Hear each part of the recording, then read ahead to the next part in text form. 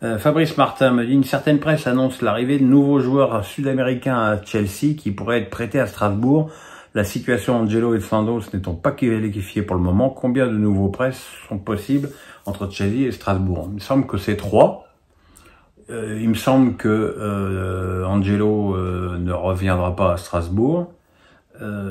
Santos, le club souhaite ardemment qu'il revienne. Donc ce sera au nouvel entraîneur de Chelsea de décider s'il veut intégrer Santos dans sa rotation ou si effectivement il le prête encore une saison de plus. Après, c'est hallucinant le nombre de conneries que je lis sur Strasbourg. Notamment, j'ai lu un arrière-gauche anglais pipeau complet, un attaquant argentin pipeau complet, un défenseur central argentin de 19 ans à 15 millions pipeau complet. Donc voilà, ne croyez pas tout ce qu'on raconte. Effectivement, il y aura certainement des joueurs prêtés par Chelsea, mais cette année, il y en avait 2. Je suis pas certain qu'il y en aura beaucoup plus l'année prochaine, surtout si, encore une fois, André Santos reste au club. Jean-David Bedel me dit, question peut-être étrange, mais as-tu des croyances? Dans cette même question, es-tu de ceux qui pensent qu'on peut rire de tout, sauf lorsque ça blesse certaines personnes? Personnellement, je suis athée total. Même quand j'étais aux portes de la mort, je me suis jamais réfugié dans la religion. C'est comme ça. Moi, je respecte tout à fait ceux qui sont croyants, mais bon, voilà, c'est pas mon cas. Est-ce qu'on peut rire de tout? J'ai un exemple très précis. Lorsque je dis ça, c'est Dieudonné, dont j'ai longtemps été un très très grand fan.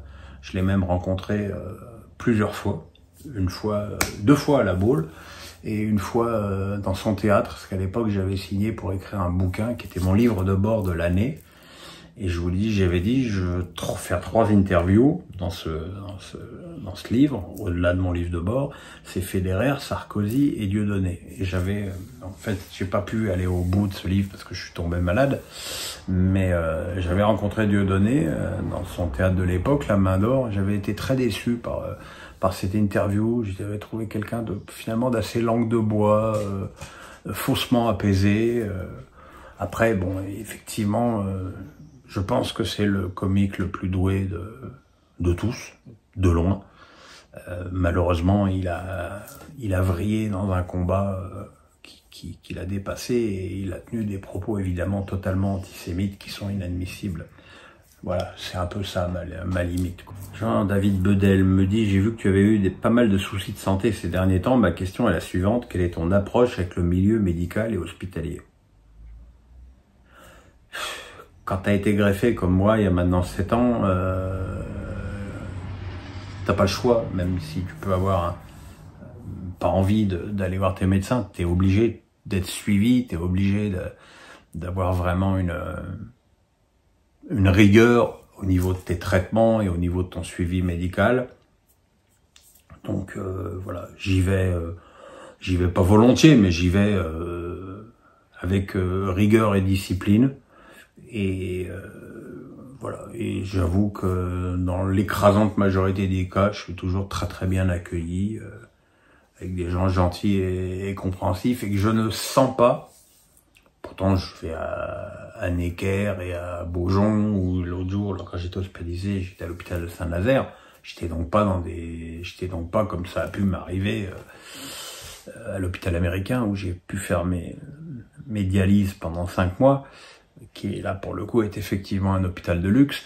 Mais j'ai pas été, voilà, j'ai jamais senti de tension au niveau du personnel et non, vraiment c'est des gens pour qui il faut avoir énormément de reconnaissance. Alors Jean-David Bedel me dit encore, comme beaucoup, penses-tu toi aussi que la Ligue 1 est un championnat faible, peu attractif ou encore sans intérêt aux yeux de l'Europe voire du monde, ou encore plus la saison prochaine avec le départ de beaucoup de stars? C'est sûr qu'au niveau international, le départ de Messi, Neymar, Mbappé, c'est évidemment terrible. Mais, comme je l'ai dit tout à l'heure, ça reste notre championnat, ça reste le cœur et le poumon de notre football. c'est ça qui alimente les débats, c'est ça qui, quelque part, fait le succès de Pierrot le foot aussi. Donc voilà, et c'est ça aussi qui fait que je m'inquiète beaucoup. Et si le championnat a moins de visibilité à la télé à la cause de cette chaîne à la con, tout le monde va en pâtir. ED Défaussé me dit « Tu n'as pas vraiment commenté le but refusé par la VAR contre le Pays-Bas. Es-tu d'accord sur le fait que la décision a été très généreuse pour la France et qu'à 1-0, les Français ne revenaient pas ?» Je suis pas du tout d'accord. Pour moi, il est totalement normal que ce but ait été refusé parce que Dumfries fait action de jeu. Dumfries est sur la trajectoire du ballon. Il dit j'ai pas empêché Maignan de plonger, mais c'est pas ça la règle. La règle, c'est d'être dans la trajectoire du ballon. Et il suffit de voir l'image, il y a Maignan qui est là et Dumfries qui est à 1 mètre de lui avec le ballon qui va passer non pas entre Maignan et Dumfries, mais après Dumfries.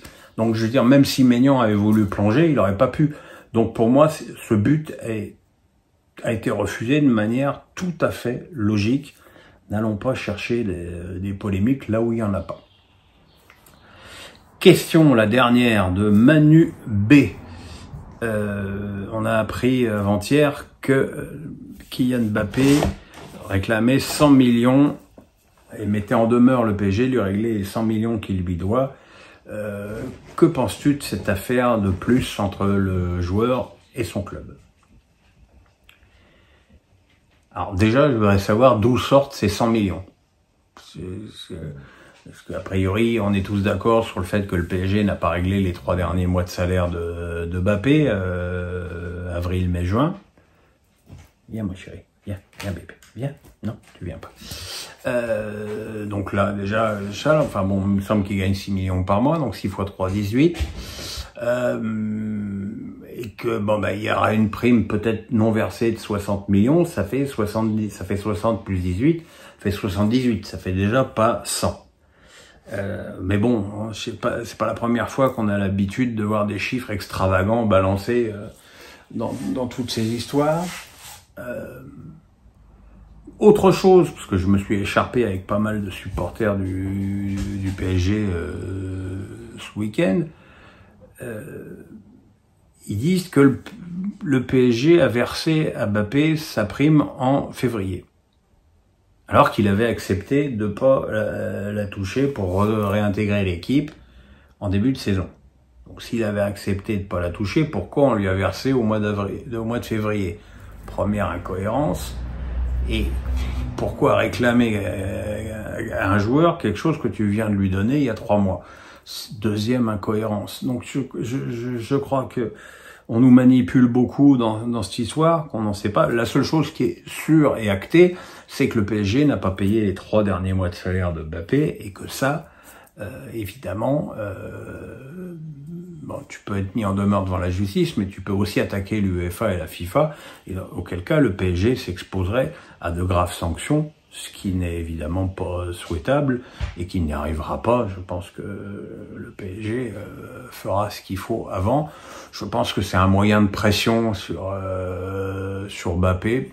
Bon, c'est pas non plus terrible. Après, bon, en tant que défenseur officiel numéro 1 de Kylian Mbappé, et même, comme me le suggèrent beaucoup de personnes achetées par la famille, je considère que voilà, c'est un joueur qui arrive en fin de contrat. C'est les choses qui arrivent.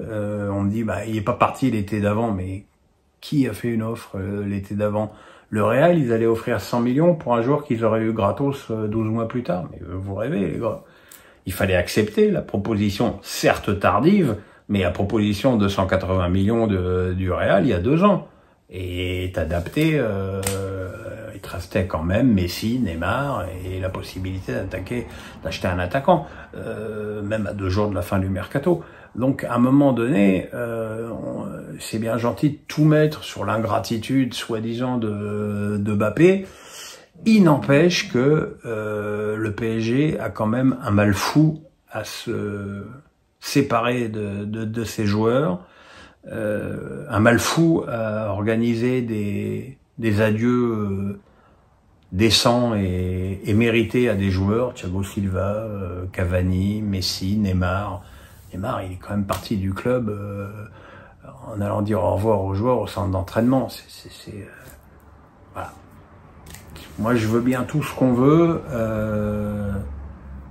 mais si ça arrange les supporters PSG de se refaire la cerise en imaginant que Mbappé est le grand Satan de cette histoire et que le PSG est une pauvre victime, grand bien leur face, moi, je ne fais pas partie de cela.